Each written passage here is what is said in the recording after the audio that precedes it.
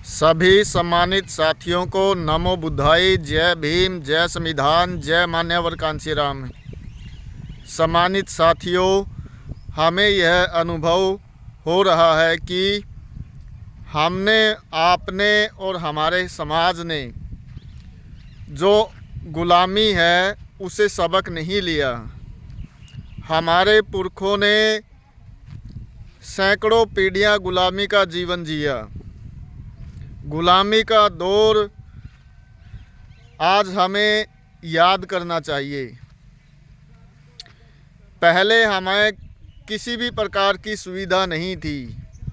जब मनुस्मृति का दौर था, ब्राह्मण मनु ने जो मनु विधान बनाया था, मनुस्मृति बनाया था, उसमें भारत के जो मूल निवासी है, OBC, SC, ST, Bahujan Samaj के लोग, उनको ना पढ़ने लिखने का अधिकार था, ना सरकारी अस्पतालों की सुविधा थी, ना उनको शासन प्रशासन में हिस्सेदारी थी, ना नौकरियों का कोई प्रावधान था।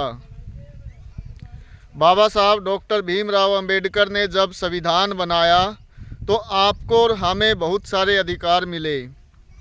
उस संविधान के तहत आज राज सत्ता में हिस्सेदारी है, आज नौकरियों में हिस्सेदारी है।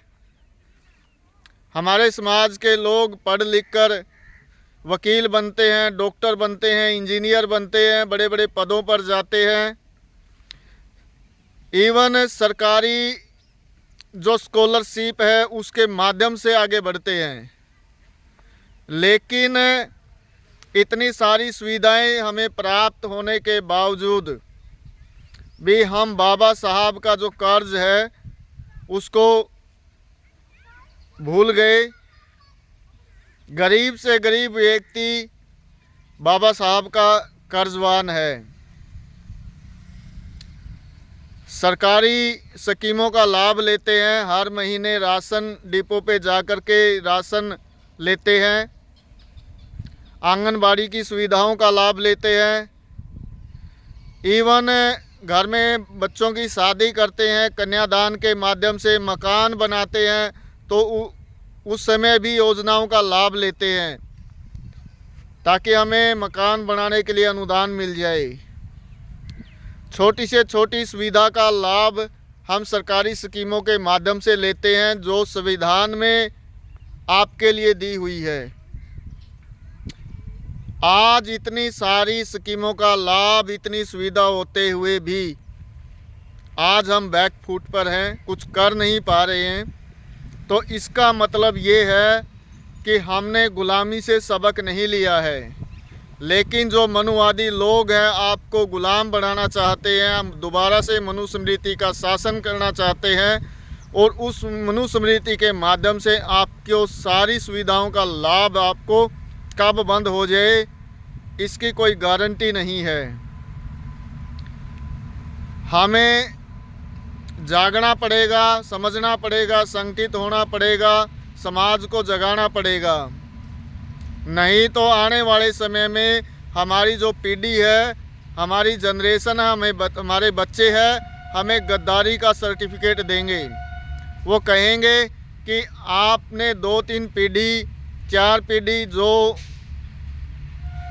अधिकार आपको मिले हैं, आज़ादी आपको मिली है, उसमें आप अपने अधिकार, आपकी जो आज़ादी है उसको नहीं बचा पाए। आज हमें बोलने की आज़ादी है, आज हमें राजनीति में सत्ता हासिल प्राप्त करने की आज़ादी है, नौकरी करने की आज़ादी है, लेकिन ये आज़ादी आपकी कब छीन जाए इसकी कोई गारंटी नहीं है।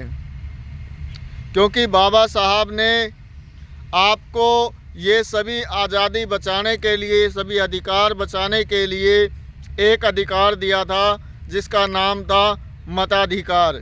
आपको वोट करने का अधिकार दिया था, वोट के माध्यम से सत्ता में पहुंचने का अधिकार आपके पास था। और आप देख रहे हैं कि पूरे भारत में कई राज्यों में SIR चली हुई है।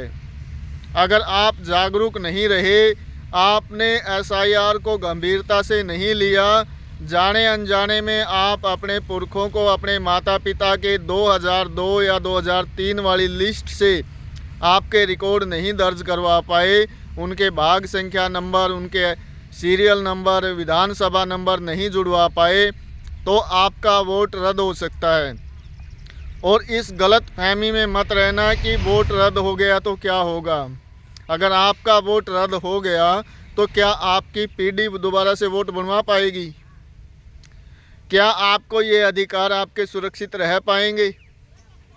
क्या आप अपने आप को आज़ाद महसूस कर सकेंगे? हो सकता है जो आज़ादी आज आपके पास हो कल ना हो। उसके लिए तैयार रहें, संगठित रहें, जागरूक रहें। आप अपने आप को बचाएं, अपने जनरेशन को बचाएं, आने वाली पीढ़ियों को बचाएं। नहीं तो आप और हमारे ही औलादों के सामने शर्मिंदा होंगे। हमारी ही औलादें हमें गद्दारी का सर्टिफिकेट देंगी, कहेंगी कि सब कुछ जब छीन रहा था ये लोग चुप थे। और ऐसा भी समय आ सकता है कि आज हम बोल पा रहे हैं, इकट्ठा होने की आज हमारे पास ताकत है, कल ये ना रहे। फिर वो पीढ़ियां हमें कोसने के अलावा कुछ नहीं कहेगी।